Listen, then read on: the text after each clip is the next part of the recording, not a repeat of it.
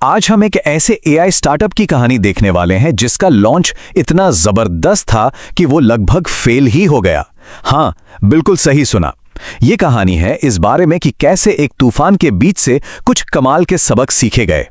तो सीधा मुद्दे पे आते हैं, है ना। इस पूरी कहानी के दिल में बस एक ही सवाल है, ये स्टार्टअप एक बहुत बड़ी सक्सेस स्टोरी थी या फिर एक भयानक फेलियर। चलिए कहानी की शुरुआत कुछ ऐसे आंकड़ों से करते हैं जो होश उड़ा दें। जरा सोचिए, लॉन्च के सिर्फ पहले 6 हफ्तों में क्या हुआ होगा। प्लेटफॉर्म पर 2 करोड़, जी हां, 2 करोड़ से भी ज्यादा मैसेज भेजे गए। इतना ही नहीं, 40,000 से ज्यादा पेड सब्सक्राइबर्स भी जुड़ गए। और तो और 3.5 लाख से ज्यादा लोगों ने फ्री ट्रायल शुरू कर दिया। अब ये आंकड़े सुनने में तो कमाल के लगते हैं, पर असल में इन्हीं आंकड़ों ने एक ऐसे तूफान की नींव रखी जिसके लिए टीम बिल्कुल भी तैयार नहीं थी। तो हाँ, लॉन्च तो जबरदस्त वायरल हुआ था, लेकिन कमाल की बात यह है कि टीम सिर्फ इन बड़े बड़े नंबरों को देखकर खुश नहीं हो रही थी। नहीं, उन्होंने कुछ ऐसा किया जो आजकल बहुत कम स्टार्टअप्स करते हैं। वो सीधे अपने यूजर्स से बात करने के लिए मैदान में उतर गए। और ये मानना पड़ेगा, एक बहुत ही स्मार्ट मूव था। टीम ने क्या किया कि सीधे अपने पेड सब्सक्राइबर्स को वीडियो कॉल करना शुरू कर दिया। कोई सर्वे नहीं, कोई लंबा चौड़ा फॉर्म नहीं भरवाया, बस सीधी सच्ची अनफिल्टर्ड बातचीत। मकसद साफ था, ये समझना कि असल में जमीन पर हो क्या रहा है, ताकि प्रोडक्ट को तेजी से बेहतर बनाया जा सके। लेकिन यहीं से कहानी में एक जबरदस्त ट्विस्ट आता है, क्योंकि कहते हैं ना, कभी कभी आपकी सबसे बड़ी ताकत ही आपकी सबसे बड़ी कमजोरी बन जाती है। और यहां सबसे बड़ी सफलता ही सबसे बड़ी समस्या बनने वाली थी। यहां जो हुआ वो एक क्लासिक डोमिनो इफेक्ट था। सोचिए, एक के बाद एक सब कुछ कैसे गिरा। सबसे पहले उम्मीद से कहीं ज्यादा यूजर्स आ गए, एकदम बाढ़ सी आ गई। फिर क्या हुआ, पेमेंट सिस्टम ही क्रैश हो गया। लोगों के पैसे कट रहे थे पर सर्विस नहीं मिल रही थी।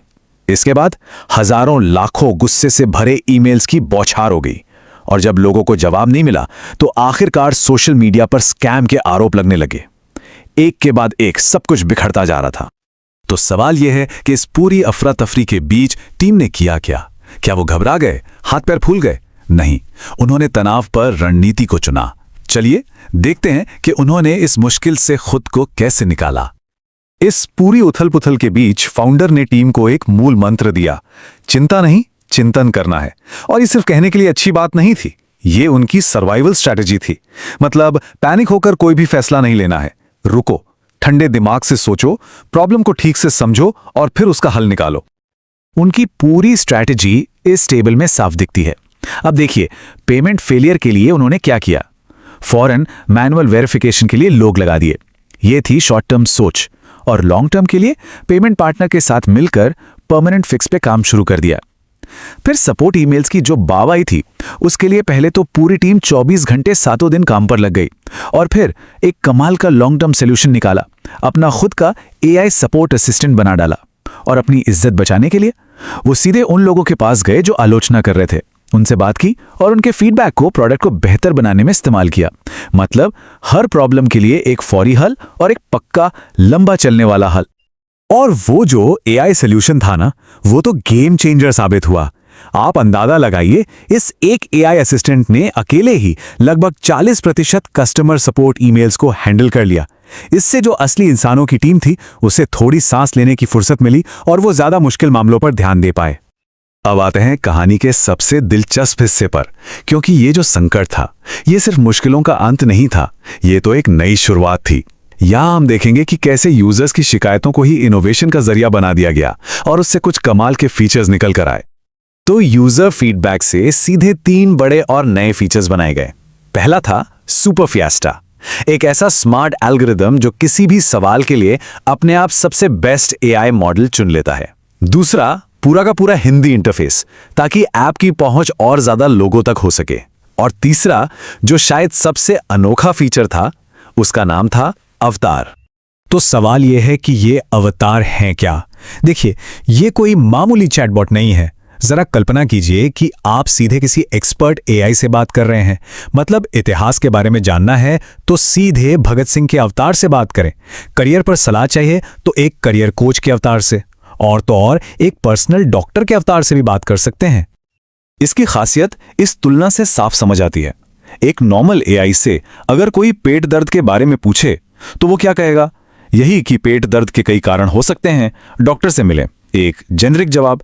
लेकिन एक पर्सनल अवतार डॉक्टर जिसे हेल्थ प्रोफाइल की जानकारी है, वो ज्यादा उपयोगी और व्यक्तिगत सलाह दे सकता है जो सच में काम की हो।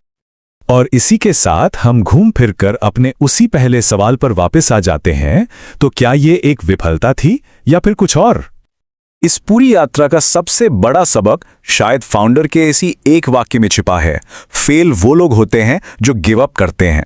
मतलब फेल होना कोई घटना नहीं है, ये एक चॉइस है, एक फैसला है। तो आखिर में सार क्या निकला? यही कि जिसे सब एक शुरुआती फेलियर समझ रहे थे, वो असल में कहानी का अंत था ही नहीं, बल्कि वो तो एक मजबूत नींव का पत्थर साबित हुआ, जिसने प्रोडक्ट को पहले से कहीं ज्यादा इनोवेटिव और दमदार बना दिया। और इसी एक सवाल के साथ आज की ये कहानी खत्म करते हैं। किसी भी स्टार्टअप की सफलता का असली पैमाना क्या होना चाहिए? एक परफेक्ट, बिना किसी दिक्कत वाला लॉन्च, या फिर संकट से लड़कर, उससे सीखकर और ज्यादा मजबूत होकर निकलने की क्षमता? ये सोचने वाली बात है।